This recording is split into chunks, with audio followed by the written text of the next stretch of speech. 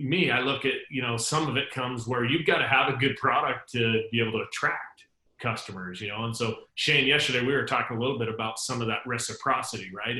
Of being able to have value that keeps the customer coming back, once they've tried the product, and creating a value for them where they're going to stay on the product long term. So maybe talk a little bit about how some of that has fueled the growth of having this shift to the focus of providing that value to the customer, and how that benefits, the customer, but then also growing, like Craig talked about. At the end of the day, you want distributors to build a business. This isn't just, hey, we're going retail, we're going to have a bunch of customers. That is the end goal still. Yeah, I think all these things add into a holistic answer, right? Each part of this, I think at the end of the day, it goes back to what Jeff and Craig and everyone else has said, is putting the customer first and being obsessed with the customer experience. But I think, as someone joins your company as a distributor, I think people think that they're scared of talking to people that they don't know. I think what they're most scared of is burning what I call social equity and turning into human spam, and being the guy who goes to church and no one will sit within 3 pews of you, because Sure. They know that you're going to hard pitch them, and it's almost going to be like a, timeshare condo sell where they're going to feel uncomfortable.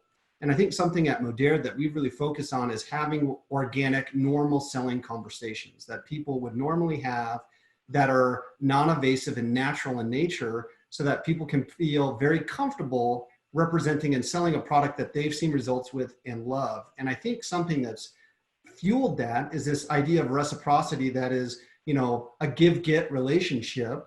And sampling, obviously, that we do through the Verb app is a big part of that, right? That's a very organic, natural thing that, non-direct sales companies do and direct sales companies do. But people feel very comfortable and feel like they're not burning through that warm market or that social equity that they have. Because what we want is, we want access to that social network. We want to help them monetize that. We don't want to destroy or burn it or cut it off at the roots.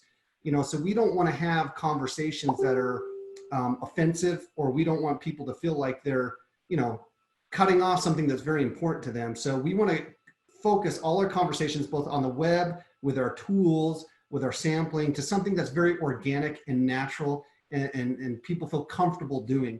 So it's, hey, here, we'd love for you to try the sample. If you're not interested, I totally understand. Let me know how you feel. We have a discount involved with this if you'd like to try the product.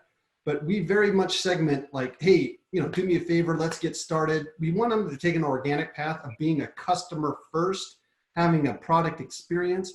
And then if you look at not just Modere, but the big successful direct sales companies out there, they have a clear pathway from consumerism or being a customer, and generally saying, hey, you're loving our product, you're getting results. Have you ever thought about doing this as a business? Yeah. I think the days of going direct to the business opportunity first and using these, one-liners of, do you have more month and money, or are you keeping your business option open? Right. I can't speak, for everyone, but I feel like those days are behind us, and it really has to start with product passion and repping a product. And this feeling of reciprocity is a big part of that. I think that's big. And Jeff, maybe you can comment on this, because I think, people you guys have great weight loss products, for example, and transformational products. And I can go to Costco and buy those, right? Or I could go to my local GNC. But how has, this concept of social retail and a social marketer, how has that changed? Some of it is what Shane's talking about, but what's the benefit there that you guys have seen with Modere of creating and attracting customers different from, hey, I'm going to go find the cheapest weight loss product at Costco and go with it?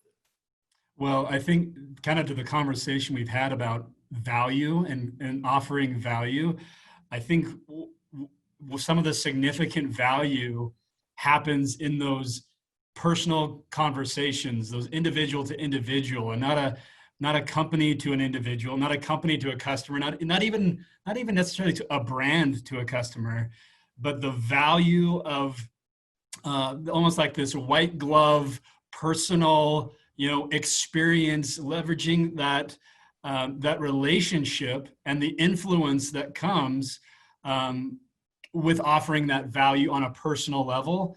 I think when we talk about the value of a customer can receive at each step of the path, creating that white glove experience between individuals, I think is one of the things that we're able to leverage with this social retailing concept. And again, it benefits everybody, but it still is focused on providing that value and not saying that, obviously Costco and these other places, they want to give value.